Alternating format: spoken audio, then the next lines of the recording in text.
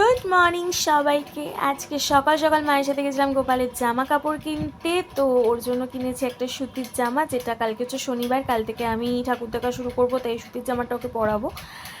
তো আর এই জামাটা নিয়েছিলাম হচ্ছে, খুবই সুন্দর জামাটা, সামনে থেকে আরও বেশি ভালো লাগছে। এটা ষষ্ঠীর দিন পরাবো। আর আমার গোপালটা না অনেক বড়, তো ওর জামা পাওয়াটা না খুব ডিফিকাল্ট হয়ে যায়। তো দোকানে একটাই বড় সাইজের ছিল যেটা আমি নিয়েছি। আর এইগুলো নিয়েছি হচ্ছে স্পেশালি আমার বাড়ির গোপালের জন্য। বাড়িতে আমার দুটো গোপাল রয়েছে, তো জামাগুলো না কেমন হলো আমাকে কিন্তু অবশ্যই কমেন্ট করে জানিও। আর তোমাদের গোপু সোনার শপিং কমপ্লিট কিনা আমাকে জানাবে।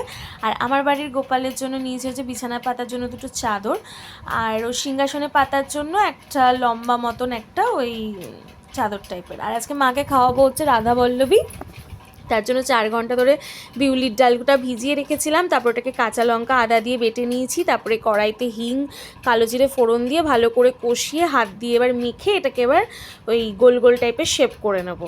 মাকে বলেছিলাম খাওয়াবো বানিয়ে, আর আমি এটা ফার্স্ট টাইমই বানাচ্ছি। আর এখানে একটু দেখো কাঁচা বাটা রেখে দিয়েছি, যেটা দিয়ে আমি ময়দাটা মাখবো। তো এই দেখো গোল্লা গোল্লা করে নিয়েছি। গোল করে নেবে সব থেকে, মানে এটা একটা টিপস বলতে পারো, সবসময় গোল করে নেবে।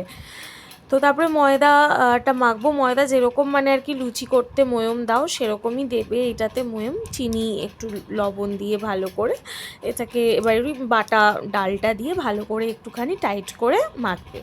মাখার পরে কিন্তু অবশ্যই এটা ওই 15 মিনিটের মতন একটু রেস্ট দেবে, ঠিক আছে। দেখো আমি তেল লাগিয়ে একটু টাইট করে মেখেছি, তেল লাগিয়ে রেখে দিয়েছি।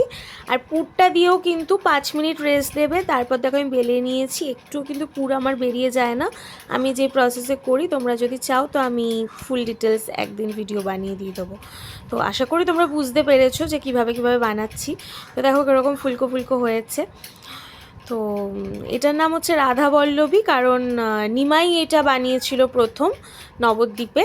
তো তখন সে নাম দিয়েছিল এটা রাধা বল্লভী, মানে এটা আমার শোনা কথা, আমি ঠিক জানি না, তবে এটাই আর কি শুনেছিলাম আমি। তো মা বলেছিল পুরো অনুষ্ঠান বাড়ির মতো হয়েছে, তার থেকেও নাকি ভালো হয়েছে।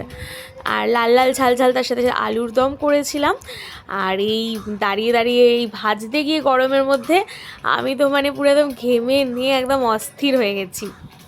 তো এবার আমার খাবারটা আমি মানে বেড়ে নিয়েছি। তো বাড়িতে তোমরা এভাবে কিন্তু অবশ্যই ট্রাই করো, খেতে সত্যি দুর্দান্ত হয়েছিল। আর আমি তো পুরো একদম ভরে ভরে দিয়েছিলাম। তো ভিডিওটা ভালো লাগলে লাইক অ্যান্ড ফলো করে দিও, আর আমার ইউটিউব চ্যানেলটাকে সাবস্ক্রাইব করে দিও। আজকের মতন টাটা, সবাই খুব ভালো থেকো।